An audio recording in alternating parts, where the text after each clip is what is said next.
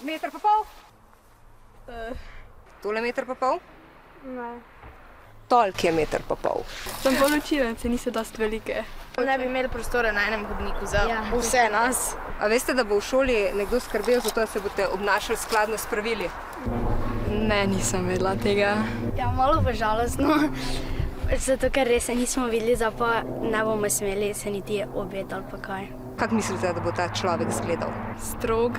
Kdo bo gledal pa v skafandru bo? Pa meter. Pa meter? Ja, okej. Meter? Razkužilo. A dva sta v redu? Ja. Pa bo šprica ta razkožila naokoli? Ja, po mojem bo treba kar veliko špricati. Ta človek bo mogel imeti ful velike žepe. Ja, nam na vratih špricajo z unim, bolj ti pa da tak trikrat ti špricne, da imaš dot, da se cel razkužiš, ne pa samo za roke. So zdaj tvoje roke kljub temu v redu?